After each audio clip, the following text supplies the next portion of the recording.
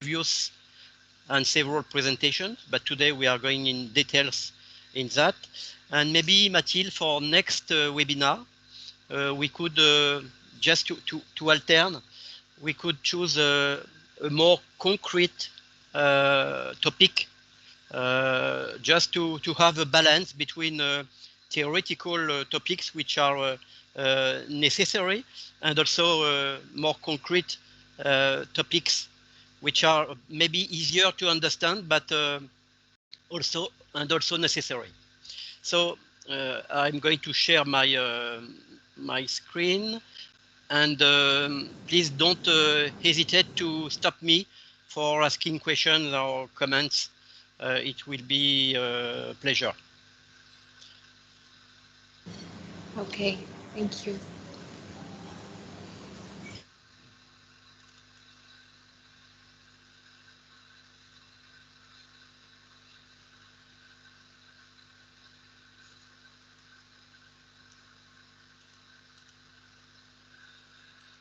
Can you see the presentation?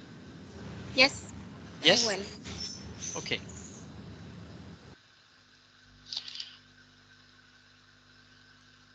So I'm going to present different parts. On some parts I will go very quickly. On some parts I will be more in. I will go more in details. And please, if you need clarification or comments or question, don't hesitate to stop me.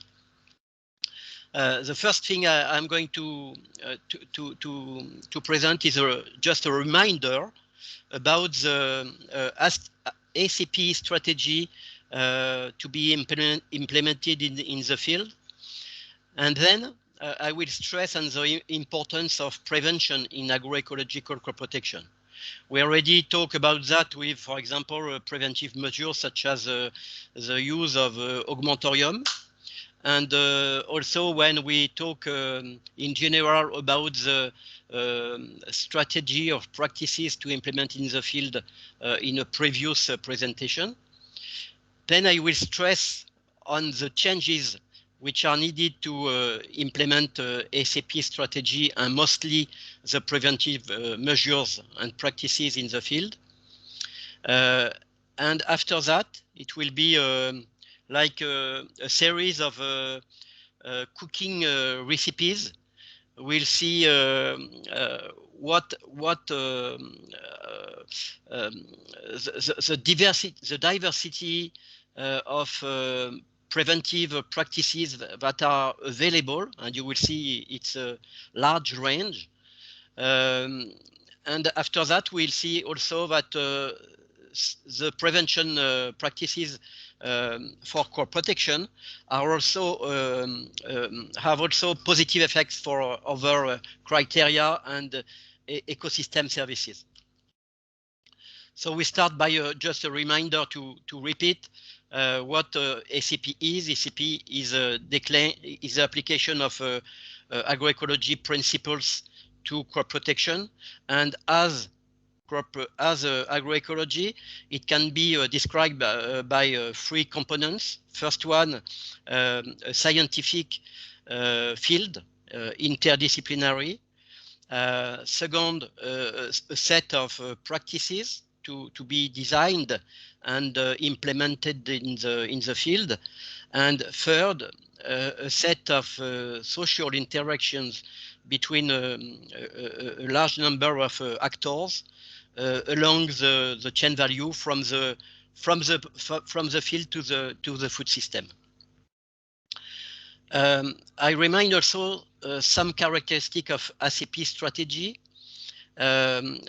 ACP focus on the optimization of the functioning on an ecological point of view of the agroecosystem. So it enhances the ecological processes and functions, and it's considered that as the cornerstone of this strategy. The second thing which is important to keep in mind is that we are not in the step of improving the efficiency of crop protection, which is mostly based on use of chemicals today, and we are not also in line with the substitution of some practices, and the main practice is use of chemicals. We are not in a substitution, but we are really in the redesign of the cropping system, of the agroecosystems, and in some case of the chain value. Third, this strategy is very different of the current strategy based on chemicals, because it's a systemic approach and a participatory approach, and you will see that it implies it has consequences for the scales we have to use with ACP. The fourth characteristic is that the ACP strategy has to be implemented in the field in a certain order. It means that we have to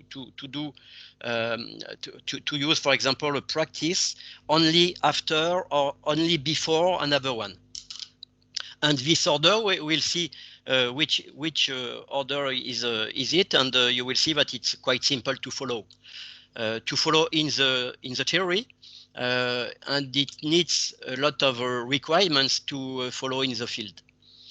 And directly in line with what we are talking about today, is that the priority of the ACP strategy is not a curative measure or something like that, but only prevention and preventive measure, not only in space but also in time.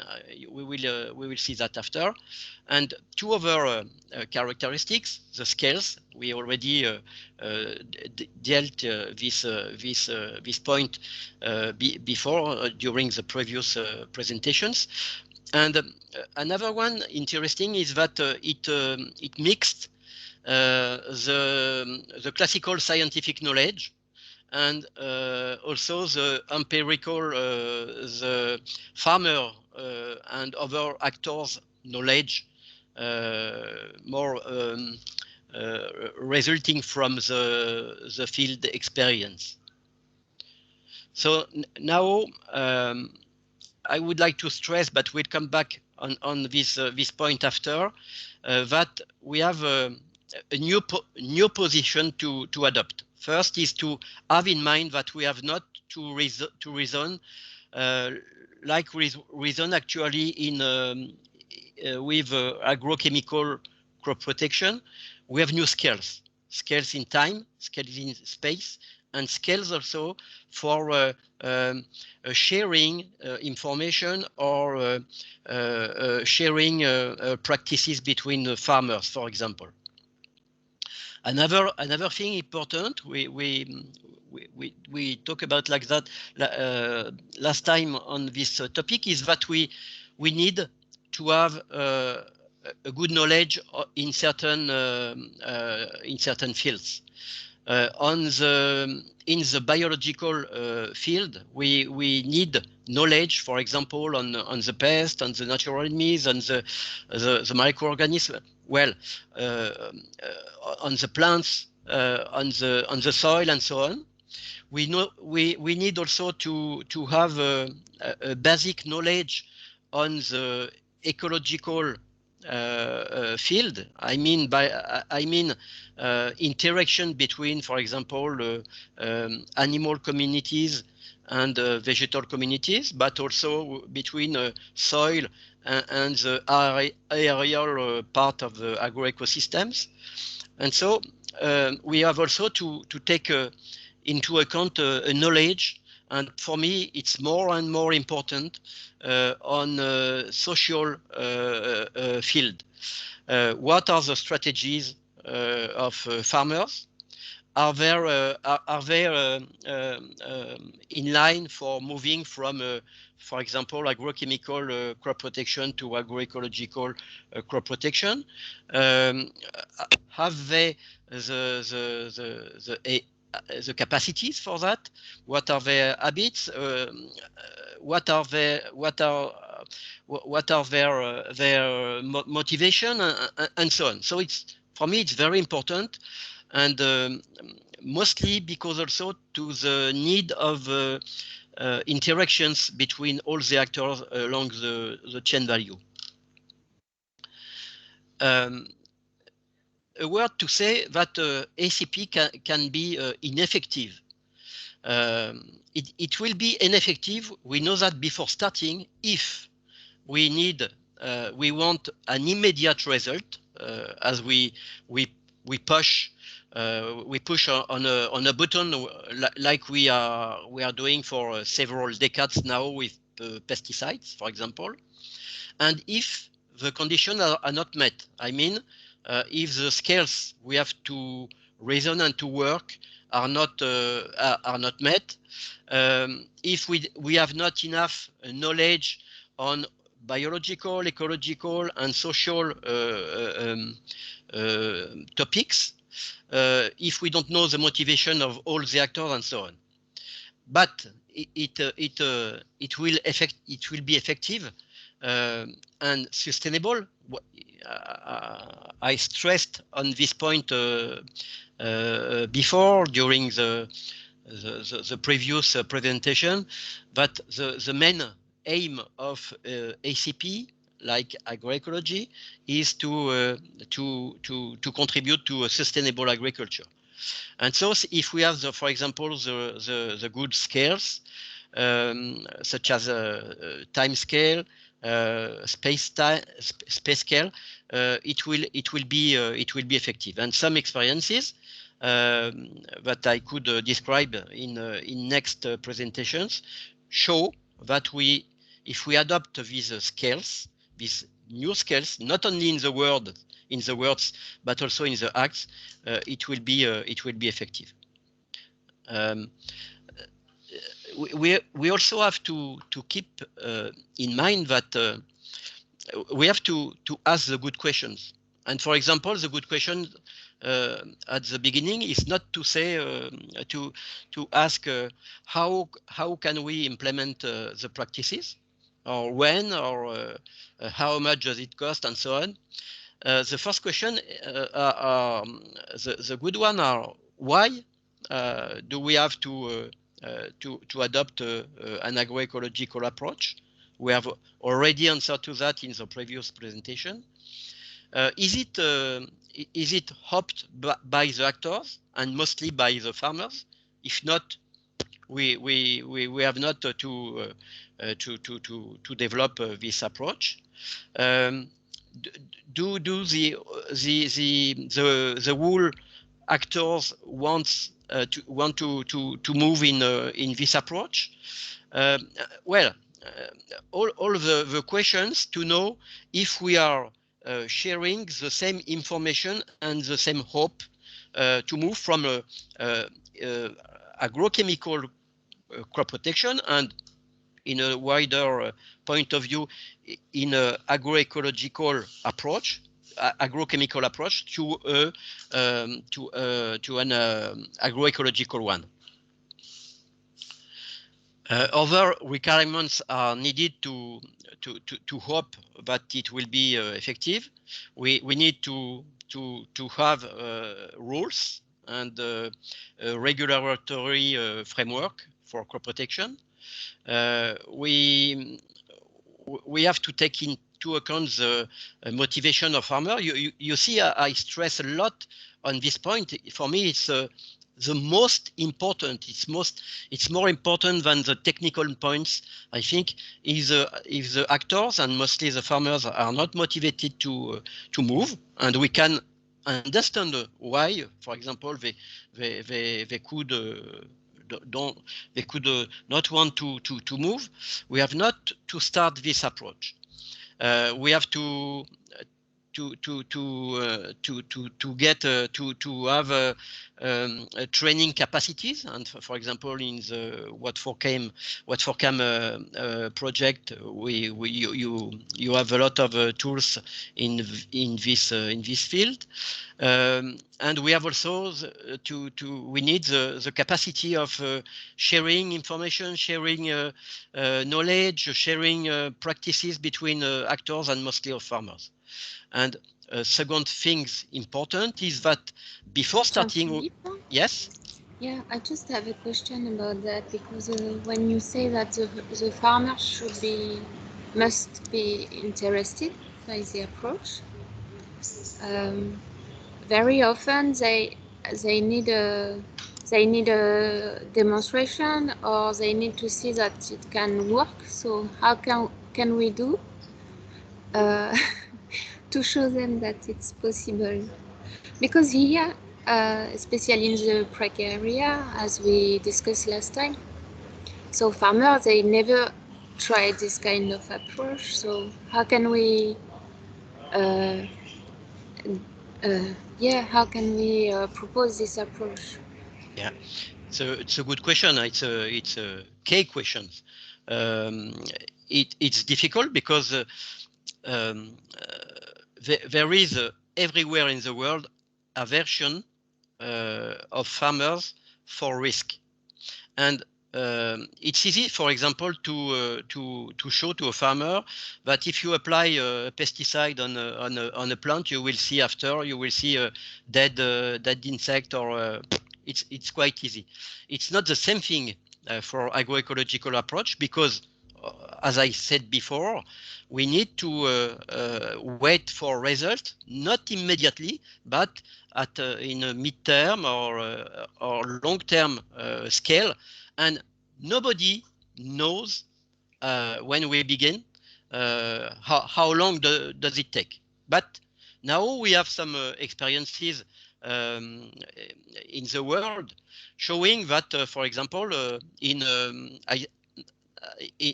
several weeks, in several months, in several years, we have good results, including including the efficacy, the cost, the time for devoted to the practices, and so on. So for me, the best way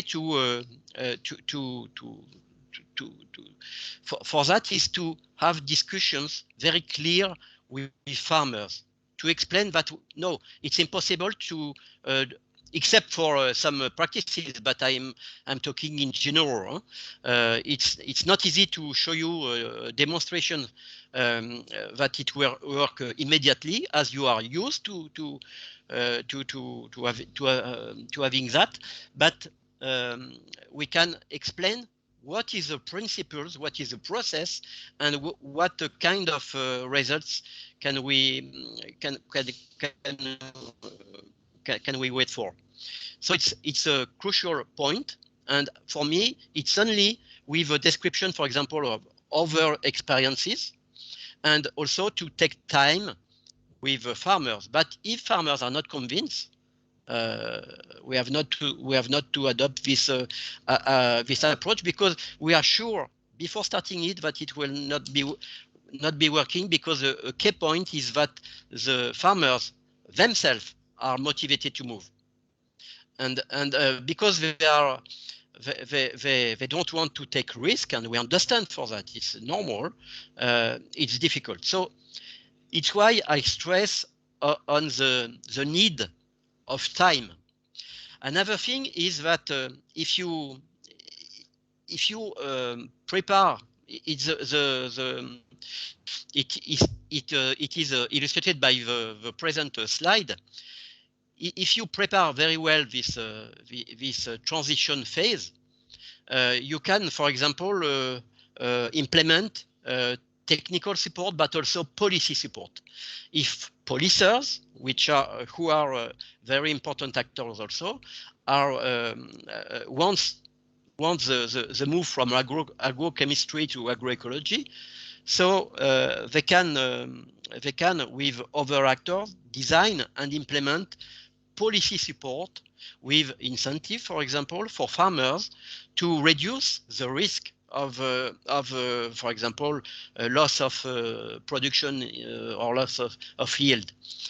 But you know, it's my own experience on fruit and vegetable, of course, in one location in the world, is that not only we didn't lose production, but we win production, and it's quite easy to explain. It's because you have implement a new balance, ecological balance in the agroecosystem, and it works very well without input, external input such as pesticides or such as biopesticide and something. So it's a crucial point, and thank you, Mathilde, to stress about that. And you know, farmers everywhere in the world, in all the countries in the world, are the same. They don't want to take risks. They don't want to imagine that they can lose yields, and they need support in the transition of this phase. And if you see this slide, it's stressing on the preparation of the and the implementation of this slide, and it's very important, because the first thing we have to implement in the field before starting the agroecological crop protection is to stop pesticides. So for farmers, if you stop pesticides, the idea is that you are going to lose yield. But that can be true, of course, and maybe mostly in the short scale of time, but it's not the case for mid and long term. And after, we have to explain very well to farmers, we are going to explain together here how does it work. And it works with preventive measures. I will show an analogy with human medicine, with human health after, but it's the same thing. If you prevent a disease, it's easier to manage it if it appears, because it will be the intensity will be quite small, and it will be easier to manage it. And you also have to take into account the two other main pillars, which are biodiversity, vegetal and animal, and the health of the soil.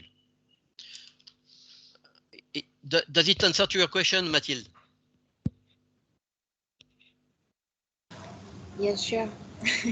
It's still not easy, but exactly. Yeah. And if we are unable to do that, we cannot implement agroecology. It's very simple. So it's difficult. We know it's difficult. It needs time, but we also can propose to farmers, for example, demonstration. We can explain with demonstration in the field, for example, how an augmentorium is working. It's easy, and as soon as farmers will see, for example, dead insects, dead pests in the augmentorium, it's easier for him to understand what is the aim, how can it work, and so on. So I'm not saying that we have not to implement demonstration. Of course we have. It's important, very important, but we have to keep in mind that we have also to do other things that demonstration is the field. And for me, it's difficult, and we have to know before starting that it's difficult. In this transition phase, so we another difficulty is that we cannot answer to somebody who asks how long does it take to have, for example, a sustainable agroecosystem, or we have not yet problems in with pests in the fields, or we don't lose production, and so on. Nobody on the planet can answer to these questions. We just have to do that. And for doing that, we have to do that with farmers. So they are key actors for this transition phase. It's why I said if they are not motivated to do that, it's not the work of scientists or advisors or teachers or to do the work instead of the farmers so they have to be involved at the beginning to give their ideas and their feeling. If they don't agree with this approach, we have not to develop it. It's easy to say. And of course, all the actors along the chain values are also concerned. If you ask a consumer if he preferred products coming from agrochemical crop protection or agroecological crop protection, the answer is quite easy. But and we have also to need, before starting, the support of policers, as I said before.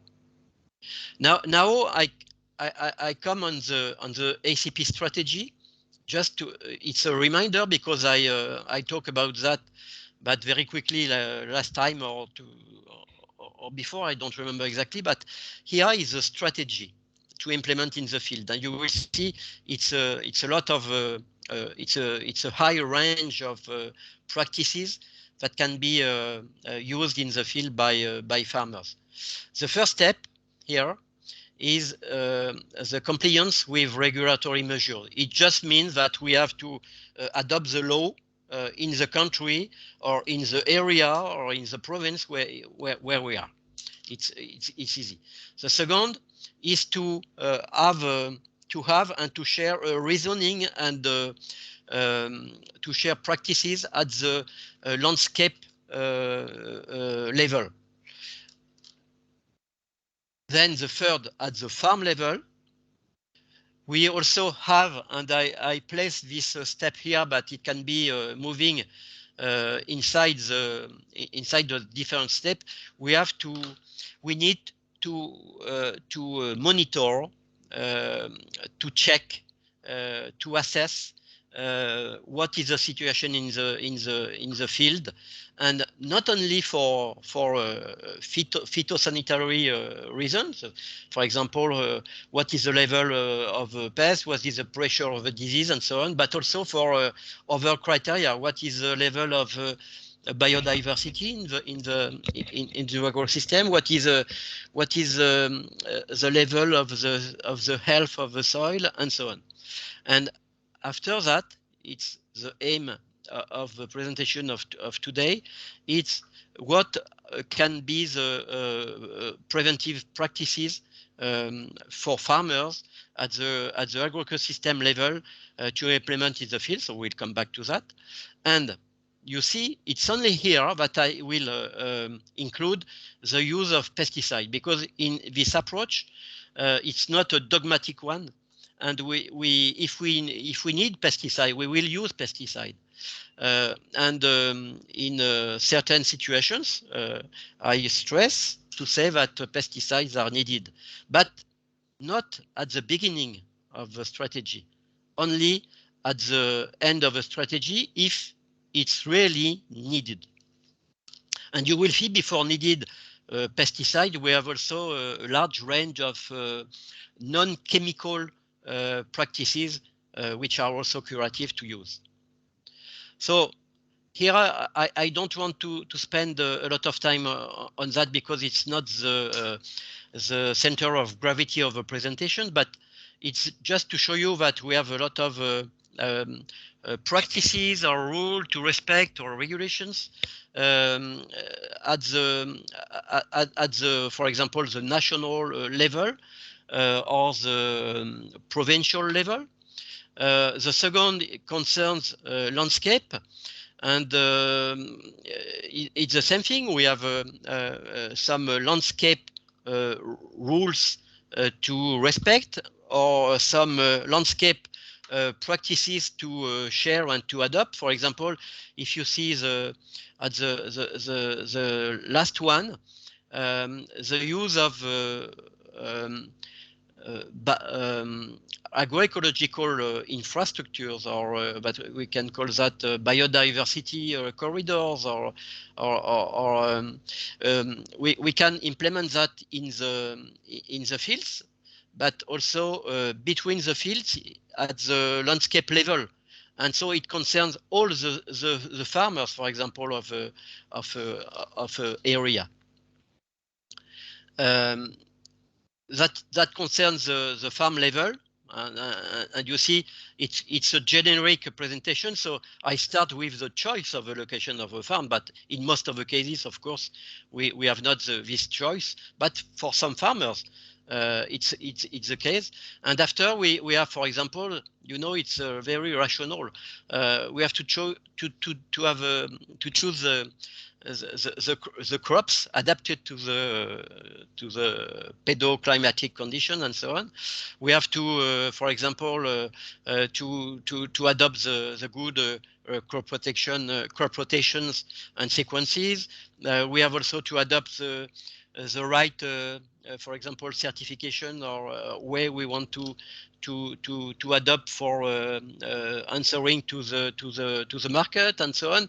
Well, we have a lot of practices or orientations that we can adopt at the farm level. The fourth one is monitoring. And as I said before, you have monitoring, and I start by that, on the health of agro-system, and particularly on soil health and biodiversity, but also on pest, natural enemies, but also other trophic groups. I talked, for example, about pollinators, about detritifagous arthropods, and so on. And Jean-Philippe, for this one, I think that monitoring can be earlier, because exactly. it's in the fourth position, but maybe it should be the first one, no? I come back to this slide. I said that this one, I place it here in the middle, but it can be a different step. And of course, you are right, Mathilde, to when you say we can put that at the beginning, or for example, we have some networks that we call epidemiosurveillance networks, for example. Sorry, who didn't catch the link?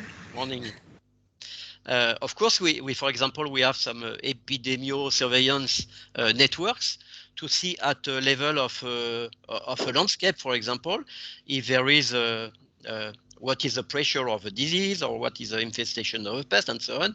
But we also, I put in the middle of the sequences, because it's also important to see after, and you will see the link with agrochemical treatments, to see after, for example, implementation of practices in the field, what is the result.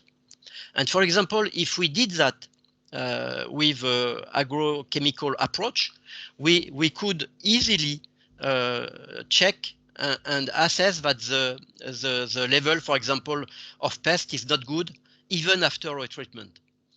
For different reasons, I don't want to spend too much time to discuss that, but and so I place this sequence here.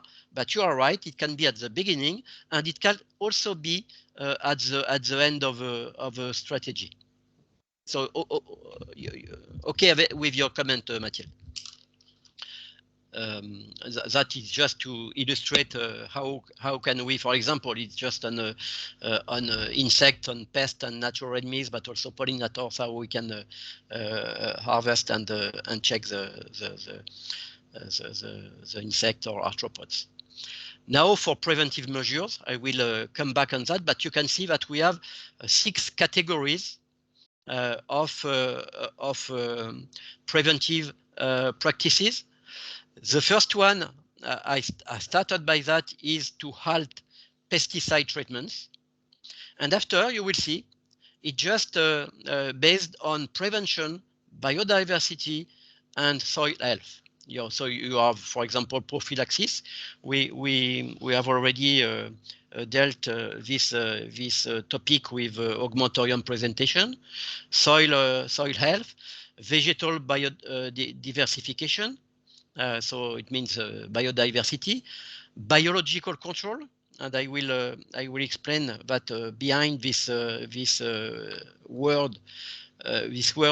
We have also the promoting of biodiversity, and of course other preventive measures, which for example can be used, which are already used in for example IPM practices, or even in agrochemical crop protection. And the last sequence concerns the curative measures. And you can see, I don't want to spend time on that because it's not the subject, but it could be another presentation. But you can see that the use of synthetic pesticides is only here at the last resort, the last sequence of these categories. And Mathilde, to continue with your comments, here you can see that the last one is the verification of the effectiveness of treatments. It means that we are also at the end of the strategy, monitoring what is the status of the agroecosystem, not only for pests, natural enemies, and so on, but also for biodiversity and soil health. So, sorry. yeah, yeah. But maybe somebody else have comments on that. But for me, if we say we can use pesticide at the last time and very after everything else, the problem is how can we say it's the last moment and we are, because people they always say, okay, now it's we really need it. And yes, and we have it's an interesting question. I don't know if I come back to that or I answer now, but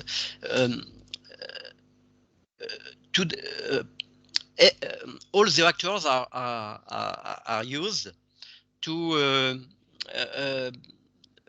reasoning to use pesticides or chemicals immediately. The main idea here is to say no. We have to do a lot of things before using chemicals, and if we need to use chemicals, we will do it. And if we have not, for example, do our best to promote the health of the soil, we have not to use pesticides. And that is in a way after the transition. During the transition, we can, of course, have a mix between the efficacy, for example, of preventive measure is not rich, and so we can use a small level of pesticide in the place in the corner of a crop and so on. So during the transition phase, it can be a mix. It's a transition, but when the effectiveness of the pillars of ACP, prevention measures, biodiversity, and soil life are effective, we have to respect the use of chemicals at this step, only at this step. Is it clear, Mathilde?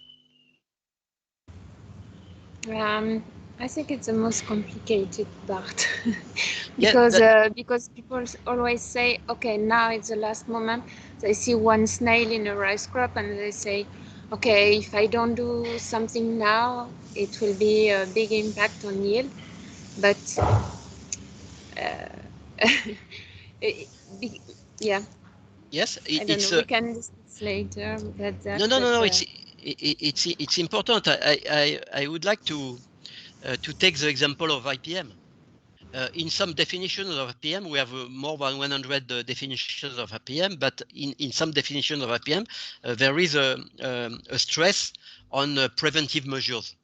And if you see what is IPM in the crop, it's only rational chemical control, nothing else, without taking into account the preventive measure, without taking into account other things, and with a lot of other practices incompatible with IPM. For example, biological control is not compatible with chemical control. So as soon as you use chemicals, you have not to talk about biological control or something else. So we have not to do the same error than IPM. And IPM, if you remember, it was started 6 decades ago. And so in this approach, we have to be very rigorous. And if the farmers don't agree with this approach and don't respect this approach in the field, we have not to adopt this approach. It's better to continue chemicals. I will not do that myself, but if they prefer, they are free to continue. But it's not the approach of agroecology. And it's why farmers are key actors in this strategy. And if they don't want to go in this direction, we have not to propose it. It's only a loss of time, a loss of money, a loss of efforts, and so on. So even if it's difficult, in some experiences, it works very well. And if we had time, I could. When I will come to Cambodia, I could show you some movies of farmers saying that now they have nothing to do because they have in their crops there are only balances between communities, animal communities, vegetal communities, and so on. They are just to spend more time on monitor, on check what happened in the field, than develop practices in the field. So it's a crucial point, and it's why I said that more than technical issue, the social issue, including the discussions with actors, the motivation of farmers, their agreement to do that, it's very important. And to facilitate this adoption by farmers, we absolutely need support in terms of technical support, of course, the knowledge for practices, but also, and it's maybe the most important, policy support. So, Mathilde, your questions are very good because they translate the questions of farmers, and all the farmers say the same thing. It will be difficult. Of course, we know it will be difficult. We have to say that it will be difficult. It will be difficult. It will take time. But if we don't start now, in some I don't know, in some hours, in some days, in some months, in some years, in some centuries, the agriculture will not be possible where it's possible today. Can I carry on? Yes, sure. Yeah. So, and for the strategy, I also stress that there is an order, as we saw just before, and of course another keyword is ecology. I will not talk a lot about chemical, for example. I will also have in mind ecological concerns. But if we have to talk about chemicals, we can, and there is a place for chemicals.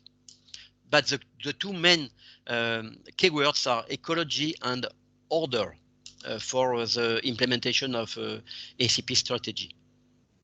So now for the prevention, which is a topic. And you see, it's important to spend. We spent quite an hour before talking about the technical preventive measure, because if we don't discuss about all we discussed before, it's difficult to understand. And if you say only we can design and implement preventive measure in the field, nobody will agree with that, because they don't understand why. They will, or they will say, okay, it's interesting, but they will continue to use pesticides. So I'm going to say some words on prevention before seeing the different practices. We use prevention for a lot of things in our life.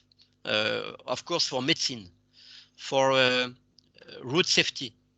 And for example, you have a concept which is used more and more today with the development of the viral zoonosis as we have today.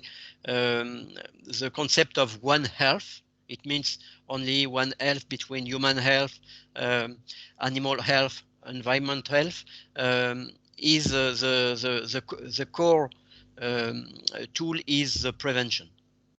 And for agroecological crop protection, it's exactly the same thing. The prevention is a core tool.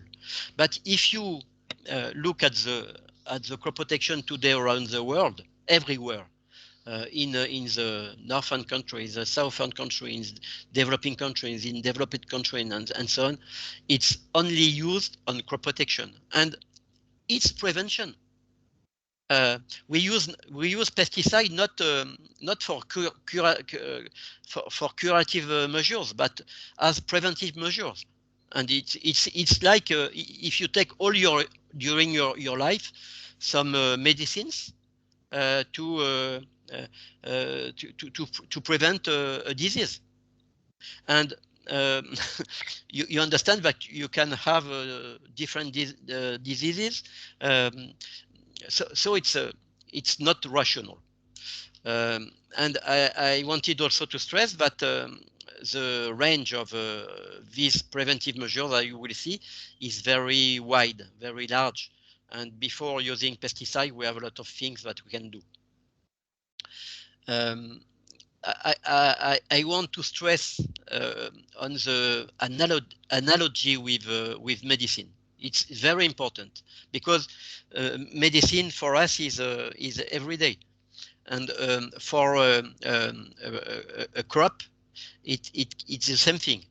For example, as you see with the COVID crisis, the prevention is done by some by vaccination, for example. You saw that the way to say no COVID, for example, in some countries is not effective. It's exactly the same thing with crop protection. We could say, for example, with pesticides, no problem in the crops. No, it doesn't work like that. And the most effective approach is prevention. You can compare also the soil of an agro-system to a body of a person. And if you have a fragile person, this person will be more sustainable to disease than a robust one. It's exactly the same thing for an agroecosystem. If the soil is in good health, it will be easier to protect him against diseases and pests. And for biodiversity also, it's the same thing. You can compare the biodiversity of in a field, for example, with the diversity in the gut that we call the microbiota in the gut. And you know now, with the knowledge of medicine, that if you have a diversified microbiota, a good microbiota, you are in better health than if you have restricted good microbiota. You know, for example, that today we can cure some human diseases by transplanting, sorry, the good microbia from a person to another one. So it's quite the same thing for an agroecosystem that for human medicine. A word, of course, on the scales. I already talked about that, but it's important to stress on it, because it's difficult to adopt by actors, by farmers, and for example, for scientists, it's very difficult to study what is the effect of the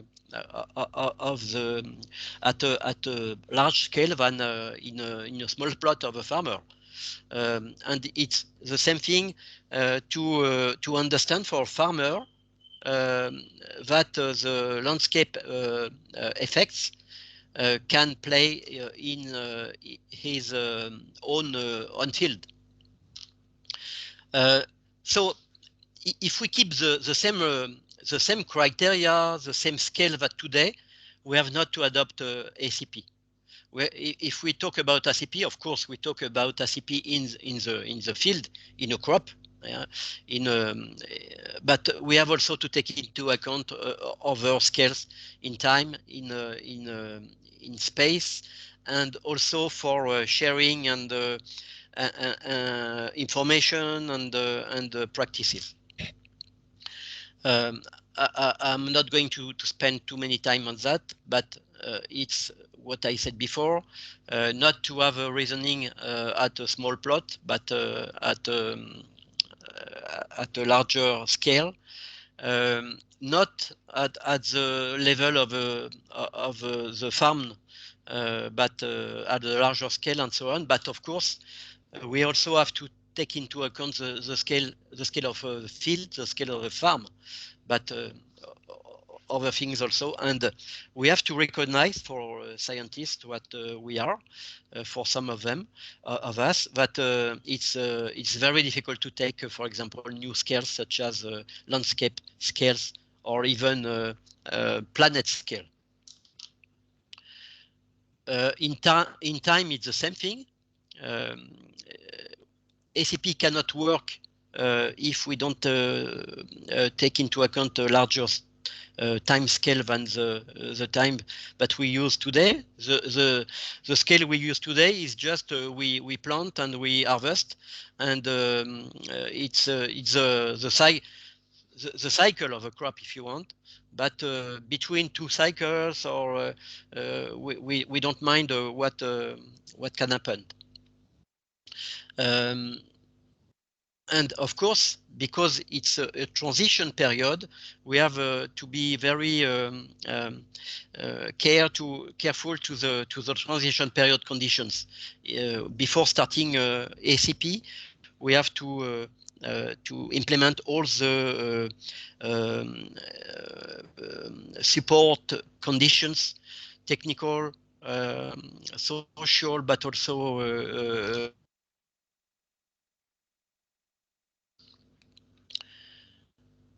a word on this one, because it's for me it's a scale very important, but it's often forgotten. It's the collective actions for actors. The discussions, of course, we could say vertical between different actors along the chain value, but also horizontal with the share of information, of knowledge, of practices, of course, of farmers, for example, but also between different categories of actors. And of course, when we have collective actions, we have to agree that we are doing that together, and we have not to have an individual way of practice within a collective way of practice. So we have already talked about that, the time before starting. And you see, I wrote the word adventure because as you showed, Mathilde, with your 2 or 3 questions, it's really difficult. And when it's difficult, we talk about of an adventure. And we have not to start to go in adventure if the conditions are not met. And the conditions, I don't want to repeat, but you can see them on the slide. It's conditions that we already talked about before. And analogy with medicine, but I took also the road safety, which is important. So now to go in the practices that can be designed or implemented in the field, we have 6 categories, and I will present them. We can stop and discuss about each of them, but if you have no question, I will be very quite quickly. And these practices are generic, but of course they have also to be adapted to the specific context for designing and implementing them in the field. So the first category is this one, and you know it's very easy to implement because you have nothing to do, but it's really to stop treatments. I wrote pesticides and biopesticides. I will explain why. And that is to stop the way of using pesticide systematically.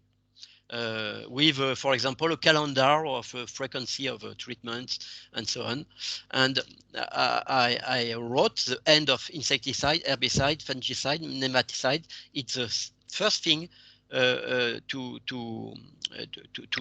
aim. But of course, in most of the situations, it's difficult to move from the systematic use of pesticide to non-use of pesticide, and we have to adopt the transition, and a transition very very useful is the high reduction of use of pesticide, for example. Yes, I want to explain why I include here also pesticides, because if you imagine that the sustainability of agroecosystems is mostly linked. I'm talking about agroecology.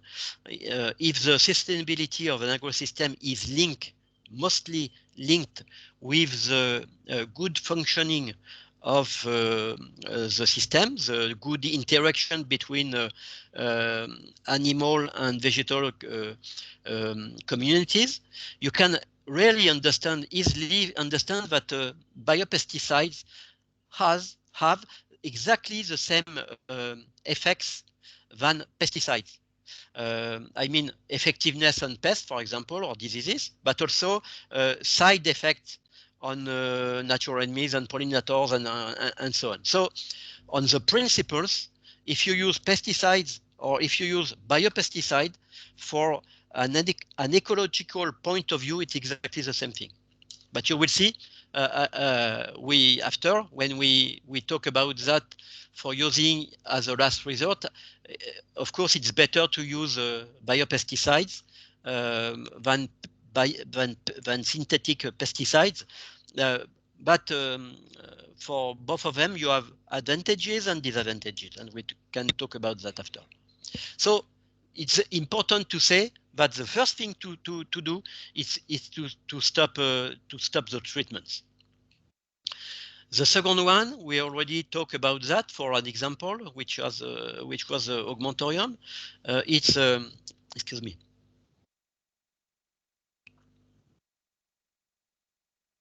If you have questions, don't hesitate. The second category is prophylaxis. prophylaxis. We talk about that. The border with prevention, preventive measure, prophylaxis, and so on is not so clear. But you can understand what is prophylaxis. It's a medical term saying that we do our best to prevent something.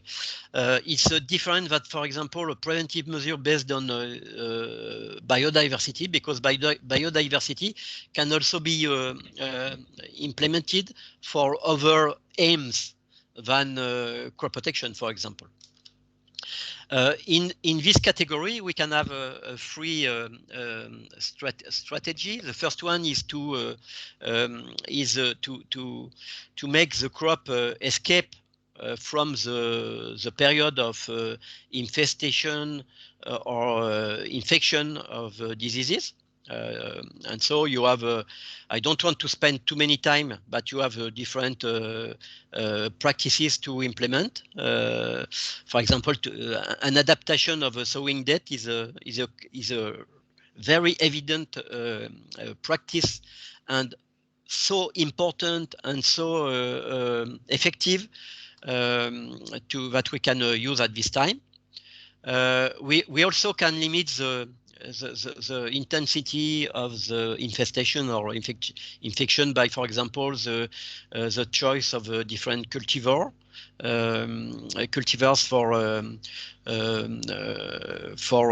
the cultivar used for different crops in the cropping systems.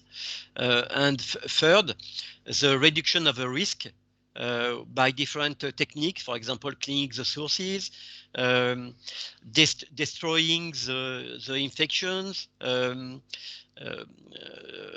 at different level. If you see the right side of the slide, you will see that you have a lot of things that can be used. For example, topping. Topping is a very effective practice. It's never used because it's manual, and it's we are used to applying chemicals. But topping means to cut for example, the upper part of a plant where can be living most of some pests. For example, if you take the case of aphids, which is a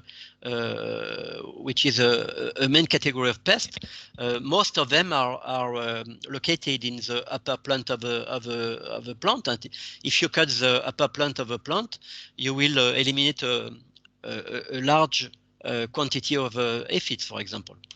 Well, I don't want to. A question? Yeah. Sorry. Yeah.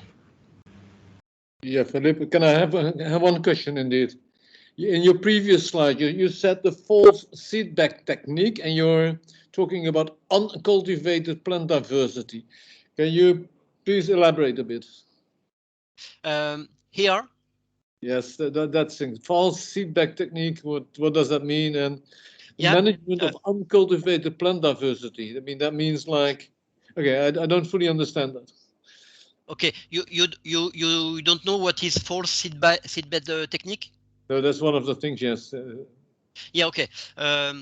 Maybe the word is not the best one, but it means that you to manage, for example, the weeds in a field, you can make a false sowing, and as for some crops it works very well. If you sow, for example, a crop, you will see the immediate apparition of weeds, for example, and you can after eliminate the weeds, for example, by technical cultural techniques, and after you sow the true sowing, and the level of the weeds that are going to appear are the level is less than the first one. You understand for that? Sure, okay, that's clear. Thanks a lot. But then, okay, then the second. Yeah. The second. Sorry, go ahead. Yes, for uncultivated plant diversity. Yeah, what do you mean? It sounds like me, you're managing what has not been planted yet.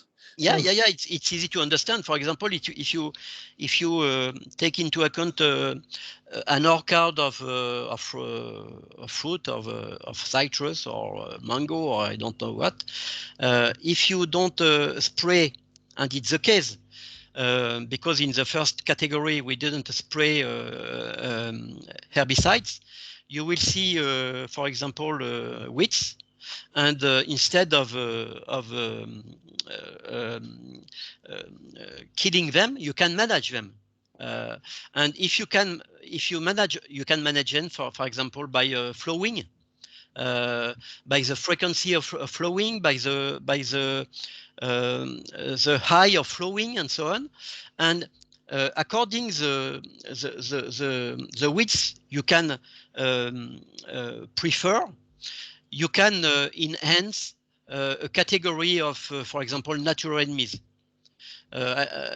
For example, if you flow very often, you will have more, for example, spiders than for example, other arthropods. Sorry, Philippe, can you take it? What do you mean with flowing? Sorry. Yes, Mathilde, yes. Mathilde, tu m'aides, mais fauchage, comment on dit fauchage? Okay. No, I'm sorry. I remember now the word. I was wrong. It's mowing. Mowing. Okay. You understand? Yeah, yes, that I understand. Yes. Sorry, I make a mistake in the word. It's mowing. So if you mow like that or like that, you can enhance one or another category of natural enemies, for example, or pest. So you can also play with uncultivated plant diversity. Is what I mean. Mm-hmm. Okay. Yeah, no, it's still not, because to me, like saying uncultivated, you're managing what you have not planted. Right? Yeah, of course. For example, weeds, you not cultivate. Okay. So that's mean weeds you call uncultivated. I was more thinking along the line the plants that you did not plant you want to manage. No. It's for example weeds, but it's the same thing. For example, you could manage ditches or embankment, for example. You understand? Field margins. Yes, or field margins. You don't grow them, you don't cultivate them, but you can manage them. And it has. Yeah. Thanks. Okay. Okay. Thanks a lot. No, it's welcome. Yes, for the reduction of intensity of pest management, we have also a lot of. You can see a lot of techniques. I think you can, for example, we spent a whole webinar on augmentorium use, and it was too short to say all what we have to say about to discuss about augmentorium use. So you have a lot of things. Some of these things, of these practices, are old. For example, burning of crop residues is a very old recommendation for prevention, but it's not used today, because we use pesticide. We say, oh, it's okay, and we use pesticide, but no. If we really prevent the apparition and the affection of diseases by burning crop residues, it's very effective. I don't remember. I think it's the third category. It concerns the soil health management, and as you can see, also, I don't want to spend too many time on it. I should prefer to keep time to discuss. But you have a lot of things to do, and you see, Mathilde, before using pesticides, we have, for example, a lot of things to do. For example. How can you imagine a soil in good health if you have a pollution by pesticide, for example, for a long time? how do you want a soil in good health if you have not the a sufficient rate of organic matter in it, and so on. So, for example, to restoring the soil health, it's, for me, it's most important than applying a chemical in the field, for example. And you have crop rotations, cover crops that you know very well. Well, a lot of things. Now for vegetal diversification, the same thing. You have so many possibilities or practices to design and to adapt to the context. Cover crops, we can consider also that it's a diversification in the field. So you have intra-specific, for example, a mix of varieties as you use, for example, for cover crops. Last time we talked about that. The inter-specific diversity with, for example, intercropping, but also implementing flower strips in the field, managing and cultivate other plants, and you have also the possibility to adopt this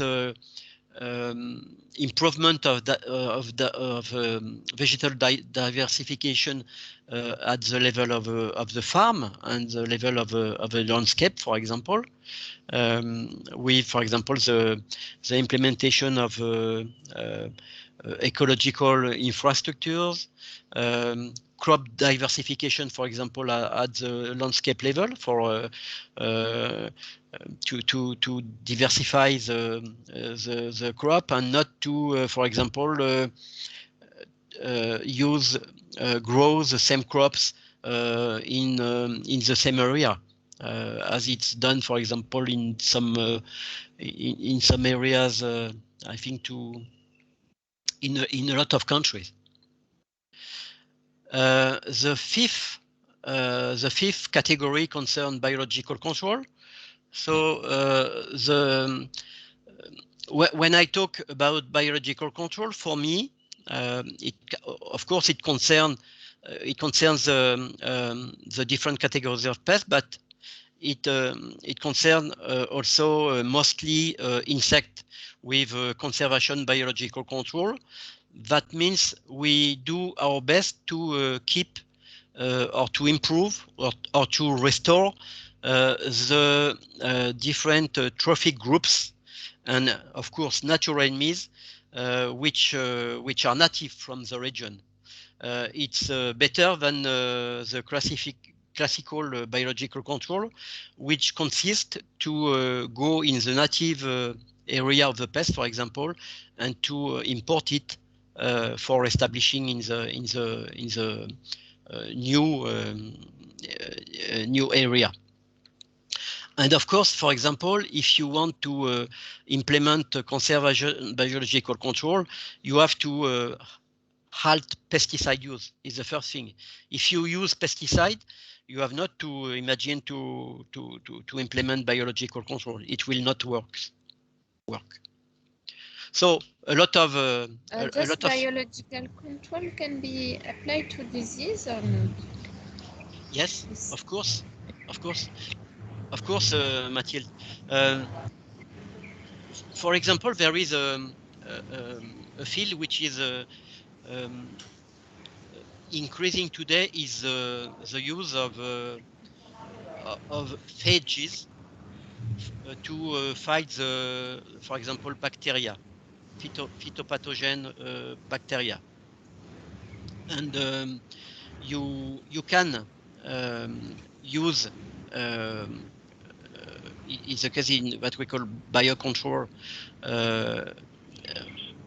microorganisms such as virus, such as fungi, such as bacteria to fight other bacteria, other fungi. So of course, but it belongs mostly to the second. I just go there to the second type of biological control, that we call the inundative or augmentative biological control. For example, by releasing insects, for example, but also microorganisms to fight other microorganisms which are pests in the field. It's mostly here that we can use that. You have also I talk about the classical biological control, which are the conservation, augmentative, and classical are the three main types of biological control, but you have also some offers that I can talk about autocidal biological control, for example, with the use of a sterile insect technique, which is chosen for example, to fight the fruit flies in some countries. You have also some other categories, subcategories, such as preemptive biocontrol or bioprotection using semiochemicals or other types using, for example, plant extracts. And in last categories, sixth one, we have other preventive measures, and you will see these are actions that have positive effects on crop protection also, and some are already used.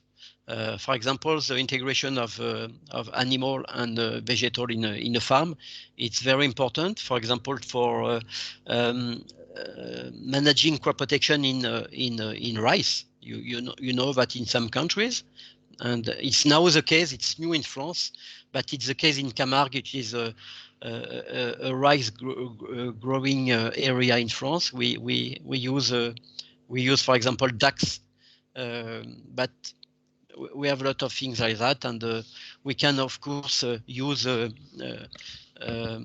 other animals for prevention. And for example, to replace the use of augmentorium, we could imagine that we can implement populations of chicken or ducks in the mango orchards, just to eat for example, the fruit flies which are emerging from the soil, to reduce the population, for example. You have also physical measures that for example, using nets with or not insecticide. You have a technique which is used for mango, for example, against fruit flies, such as bagging, and so on. You have also some products, I put some of them here, which are stimulating the defense of the plant. So we call that elicitors. And we can also have cultural practices which are but with other aims that crop protection, which and they can be also interesting for crop protection by reducing the level of infestations of a pest or infection of a microorganism. And yes, I talked about mowing before, and you can play with the number of mowing, the periods, the frequency, and so on. And you see, it's as a last resort, other preventive measure. We are not in the curative one, huh? We are in preventive. And if you see here, we can imagine to use as a preventive measure some pesticide or biopesticide. And here is a priority given to the biopesticides over the chemical pesticides. And we can imagine in some situation, for example, that the use of an herbicide can be considered as a preventive measure. For example, for crop cover crops in some situations. For me, on an ecological point of view, always, it's better to use an herbicide not in a right way, than not using it by the negative effect that can be other practices. For example, if you don't use herbicides. It's the same thing, for example, for seed treatments. In some conditions, it's very useful and effective to use seed treatments, not systematically, but in some situations that if you don't use them, and so on. You also have some products that we can call attract and kill, for example, where you can attract pests and kill them, but not with the application on all the crops of pesticide, but only on some plots in the field. And for some vegetable crops, more and more we use some nets which are impregnated by a low dose of insecticide, for example, to prevent the infestation by pests. So you saw that all these categories were preventive measures. We spend not a lot of time on them, but it's possible to come back on some of them if you want. I wanted to show you also that we have also some approaches specific to the categories of pests. For example, I talk about very quickly, but you can see that you can decline practices such as conservation biological control with a lot of practices, with a lot of techniques, and it's adapted, for example, for animal pests. I can come back on that if you want, but you have 3 steps. The first one is to not to disturb the natural enemies, which is because the aim of conservation biological control is to promote them, to create habitats for them. We call that habitat manipulation or habitat management. Is just to insert in the field or around the field some vegetal biodiversity. And after that, it's not finished. You have to have you need to implement techniques or practices, not only for crop protection but for different reasons, which are compatible with conservation biological control, just to not to kill the natural enemies that you have promoted before. You have also here, yes, just to remind some pictures. If you see my mouse, that is a female fruit fly which is laying eggs in a mango. Here is a natural enemy. We call that a parasitoid. It's a small insect, and it's waiting for the fruit flies, and then it's going to the location where you see where the fruit flies laid eggs, and now the parasitoid, it's a female, is laying eggs in the eggs of the fruit flies, and you will get of course parasitoids and not fruit flies. Here are some pictures of this kind of parasitoid. As you can see here with the ovipositor, it's laying eggs in the eggs. That is the eggs of fruit flies. But you have also other lot of natural enemies. Here is a emeroid with some residues of mealybugs, which are here. Here is a ladybird with a lot of aphids. Here you have mites. The size of this kind of mites, which is a predator, very effective, for example, is less than 1 millimeter. So it's impossible to see that without a binocular. But you have a lot of things like that, and if you respect that, you will have a natural regulation of pests. Here you have a spider eating a diptera. But you have also other things than arthropods, like lizards, like bats, and so on. I don't want to spend too many time like that. I would like just to see this figure, this illustration done by our colleague Jean-Noël Auberteau, which is the adaptation of agroecological crop protection approach to pathogens, mostly bacteria. So if you see the most important measure are preventive measures with the different colors and with the different scale, plot, farm, landscape, and so on. I don't want also to spend too many time, and it's not my my field of activities. I think Mathilde is could describe that. Here it's the same thing for weeds, and you can see, for example, that the green part of the slide concern preventive measures, and so just to that has been done by a colleague, an Italian colleague called Paolo Barberi, and a colleague from INRAE called Sandrine Petit. And just to show to you that for each categories of pest, animal pests, pathogens, weeds, and so on, you can adapt the generic approach of agroecological crop protection. You have also interesting approaches, such this one. I think that if Laurent was there, he could talk better than me on that. It's based on the redox potential with the oxido reductions, and it can make a better understanding of the interaction between the plants, the environment, the soil, and the pest, for example, but also the natural enemies.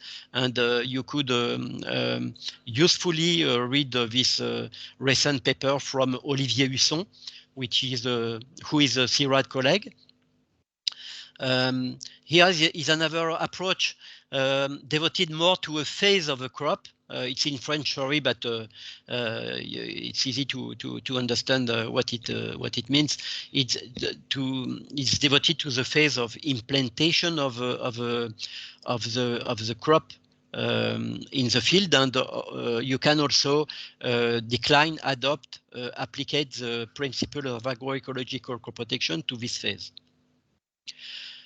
To continue, I would like to come to the diversity of the preventive measure, just by some quick slides. Here, for example, concerning the plant diversification, you can class the different ways of plant diversification, but as you can see at the bottom of the slide, the number of practices that you can design and implement in the field.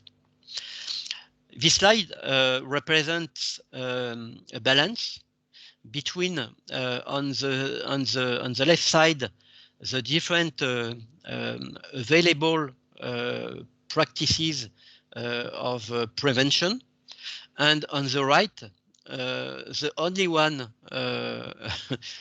practice we have today, which is of course chemical use of pesticide. And as you can see, you have Mathilde, you can see that you have a lot of things available and to do before than using only the same thing everywhere, every time, and so on. So it's just to have an idea that the range of different preventive measures, that is only preventive measure in agroecological crop protection, is very very wide, very important. But I want to modulate and to stress that it's not a dogmatic position. I'm not fully against chemicals. And in some situations, and for example, in some situations in a transition period or in specific context, if we have to use a pesticide, we have to use pesticide, and we use pesticides. To finish, I wanted to say some word on the side effects of prevention in crop protection. I already talked about this study, which is very important. It's a recent one. It's a meta analysis on the effect of crop diversification at different levels on biodiversity, but also on other ecosystem services, such as, for example, natural regulation of pests. So I don't want to stress the different elements, components of the base of this study, but it's incredible. It's a very large one. It's focused on different practices of crop diversification. Just a remind on the effect on crop protection with, for example, cover crops that intercropping, agroforestry, and so on. Here is different effects, all the practices together, but regarding all each category of pest. And here are some effects on of different crop diversification practice, such as cover crop, intercropping, agroforestry, and the level of the efficacy of this practice on the pest and disease control, on natural regulation of pests. So, in the average, this study, which is recent and verifiable, shows that we can increase the control of pests, the crop protection, by more than 60%, which is very important, highly better than the effect of chemicals. But it has also other benefits, and it has side effects, such as, for example, the increase in production. As I told at the beginning of this presentation, sometimes we are thinking that we are going to obtain a reduction or loss in production, but for example, here with crop diversification, with vegetal diversification, we obtain higher yields in the field.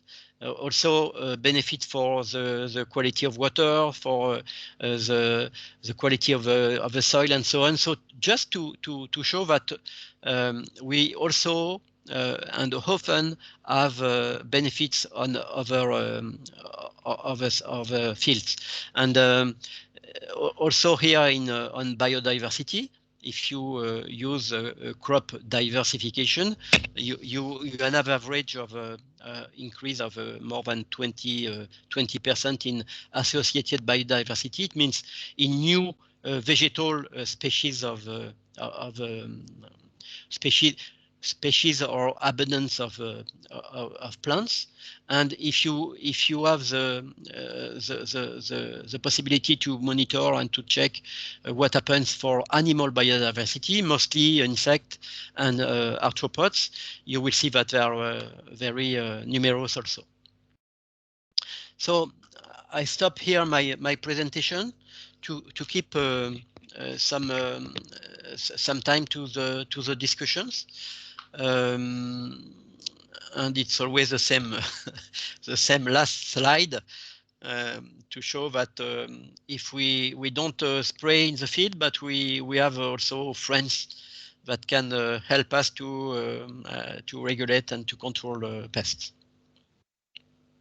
So Mathilde, thank you, Jean-Philippe. we can now have a discussion if you want. Yes, Ruth has the first question. So I stop sharing my presentation. Okay. Okay. Okay. Thanks a lot, Philippe. It's an interesting presentation again.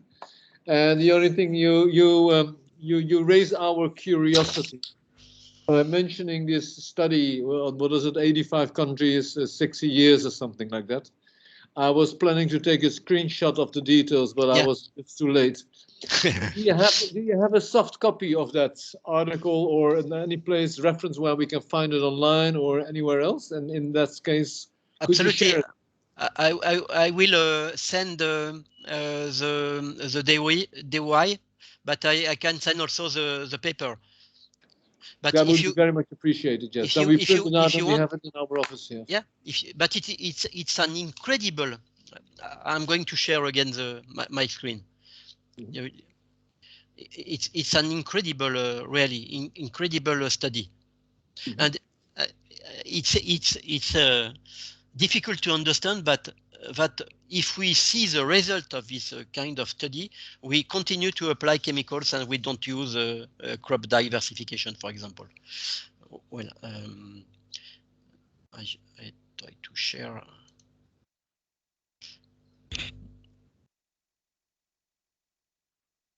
You see the.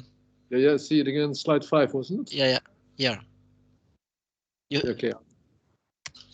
But Rudy, if you want, I can send it. I've got it. That would be very much appreciated, yes. And we have to print it out here and keep it in our office then. Okay. Yes. Okay, thanks.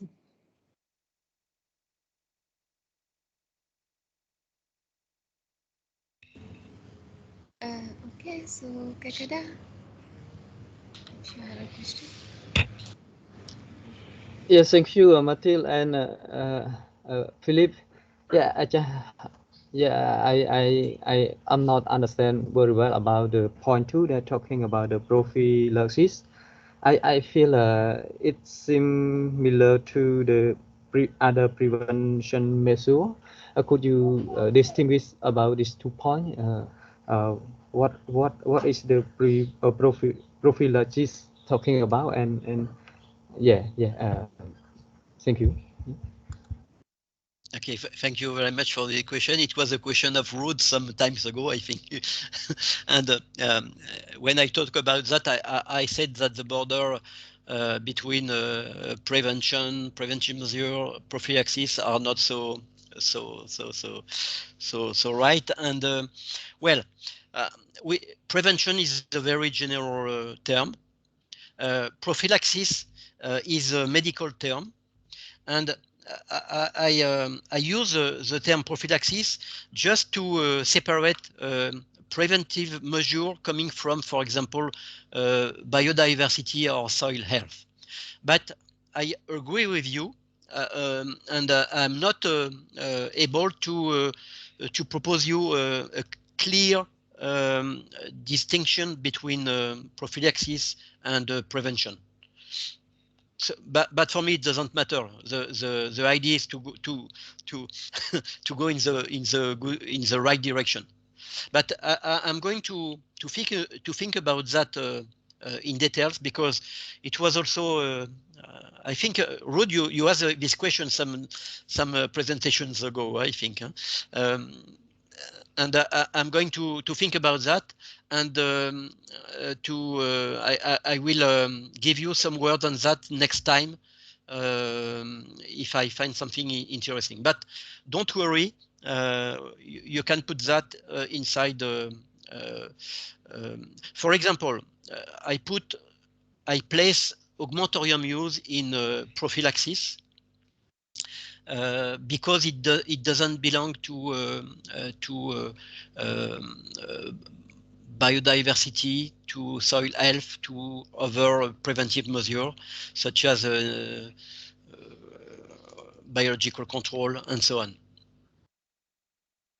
Okay, but I agree with you. It's not clear even for me. Yes, thank you, Philippe. I'm not sure we need to classify them, but maybe we don't need. Ruth, you still have a question, or it's your hand from before? Okay, I don't. So, Soti?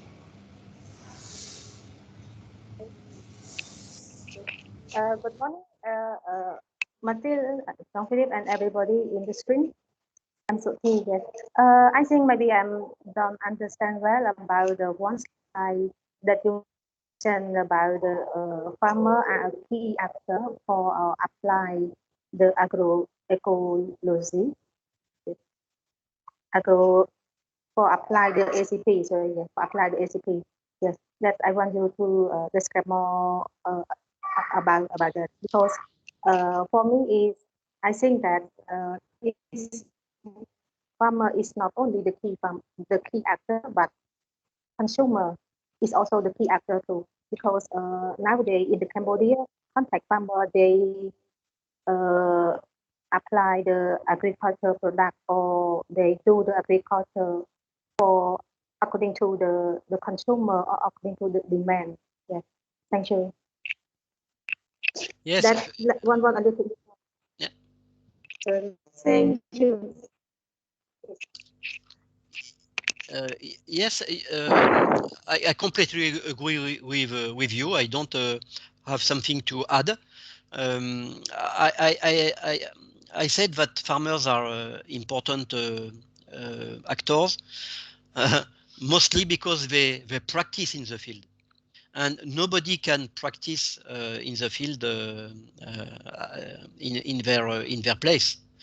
But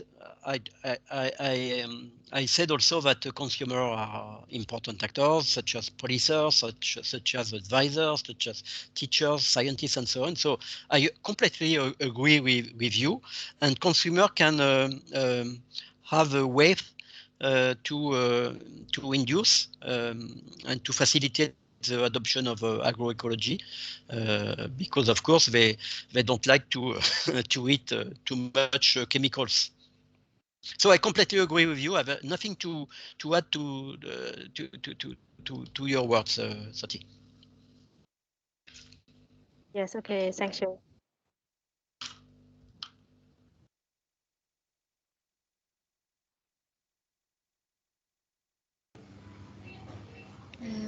Well, if nobody else does, then can I go again with another question? Or perhaps somebody else first? Yeah, I don't know if Kakeda or Soti, you can, you still have question, or maybe you can lower your hand. Okay. So Ruth, go on. No, I Okay. don't have. I don't have. Okay. Okay. If I listen to you well, Philippe, you're on the one hand giving a lot of very useful ideas, very interesting ideas. However, you also give a big word of caution. And that is, don't go there when the conditions are not met. And then you give 5 conditions. The problem we are facing is that, let me just say first. What is the scaling is especially one of your main conditions. And then the question becomes, okay, if you're not straight away able to convince all the farmer in, let's say 10, 15, 20 hectares, then you should perhaps not do it. But in order to convince them, we need to do demonstrations first. And these demonstrations are by definition on a smaller scale. So that condition could be, as I say, defeating itself. And there are some, the question is, how do we get about that? And especially since we only have about 2 years left. We don't have the time, we don't have 5, yeah, we can think about it and hoping for a second phase where this could be, should try to persuade the people who are doing the midterm review to write this kind of activities much more in the second phase. But for the time being, we have 2 years left. Question then is, what can we do in the meantime? How can we still promote it? How can we still try to convince the farmers that things are working? That is good, because the traditional approach of small-scale demonstrations are not working, if I listen to you. You have some suggestions for that? Yeah. So perhaps you should have a roadmap. So how do we get there and ending up in a second phase of the project where we have another 4 years? Yes, I will add a new scale. It's the scale of the projects. And in my previous location, I had exactly the same problem. Because the farmer want demonstration that immediately that is going to work rapidly. We cannot ensure that it works and works rapidly. But one thing that is true everywhere, if we don't start by this phase to discuss with actors, to explain, and I include in to demonstrate, but for example, what kind of new practices, how does it work, and so on. We never can go to the second phase, and the second phase is a demonstration. But for this kind of demonstration, the demonstration is not at a small scale; it's at a large scale. It's in a farm, on farm scale. So we have to it's easy for me to say that. I am just honest. It's impossible to show to be sure that in 2 years the implementation of agroecological crop protection will be effective and accepted and very nice. It's not possible to ensure that. I cannot say something else. It's impossible. But what I saw in the location I was before, with the same conditions, other farmers, other crops, but the same condition is that really we try to implement that in good conditions. So it means in good scales and mostly in the good scale of space. It works quite rapidly. Well, it worked more rapidly that I was expecting. But it's impossible to ensure that. So we need to have this approach. It's obligatory. It's mandatory. It's necessary. And if we want to have demonstration with farmers, we can do that only after sharing all the information. And it's only magicians that can say something else. We cannot do something faster. If the wrong thing what we can do is to develop ACP without the good basis. Mm-hmm. Because it will not work, and we will spend maybe 10 years, 20 years, 50 years to come back to agroecology to say, yeah, it works. No, so we have to go step by step, and we cannot. We have to add the scale of projects, and in the projects, I think we have to say that because we are honest. And to continue with that, Jean-Philippe, we also have a scale of the farmer change and of the market, because for example in the break now they are moving from mango to banana and they are going very fast. I think really faster than in Europe, in Réunion, in Africa. They are moving very fast according to the market opportunities, and we don't have 10 years. We cannot imagine that here.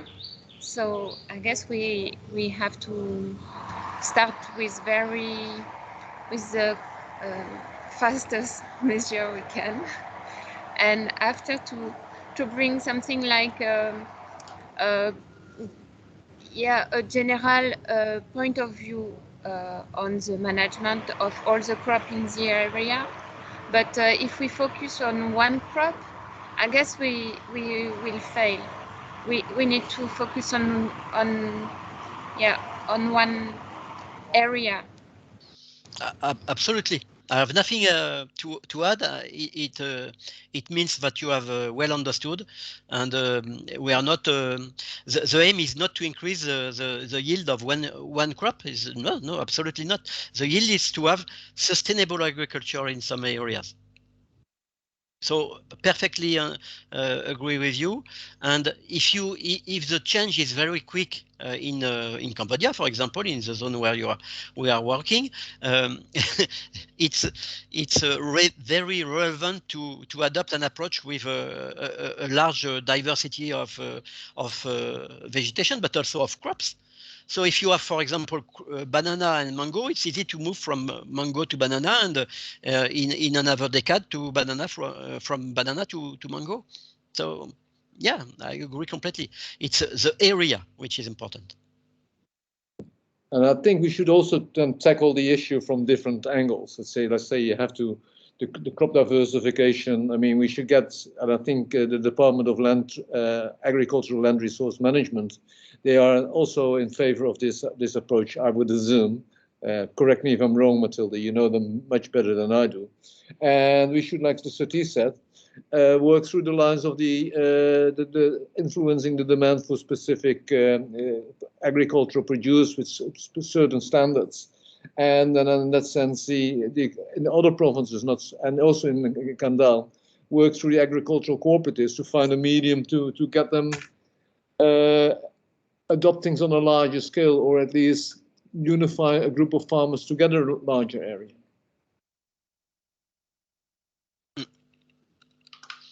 And then we set hopefully the stage for bigger interventions in the future.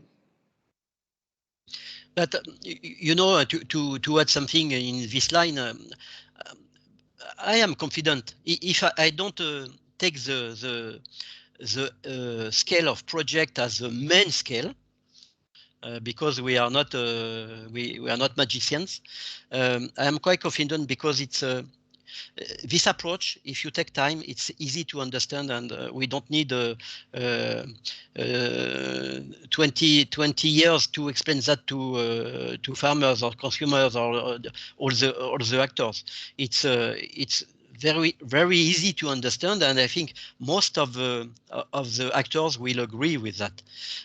Maybe except the sellers of chemicals, but all the actors will say it's rational. Yes, and so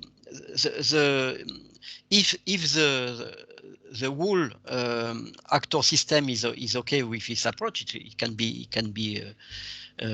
quite quick to try to make, because I understood, Mathilde, you always say we have to make a demonstration, but we can make a demonstration at a large level. We farmers, we are not going to grow crops instead of farmers. So, but we have to explain to them. We cannot say just in a top-down approach, like a long time we have done. Do that. No, we have to explain. We have to discuss. We have to support, to accompany, and I think it can be the demonstration can be implemented quite quickly, but the result, of course, we need time to show, to assess what is the efficacy, what is the yield, and so on. But I'm quite confident on that. But I will not write on a paper. You will see. You will have 2.74% yield more. No, we just have to go together in the same direction if we agree with that. And I think everybody agree with that, except the sellers of pesticides. Yeah, maybe.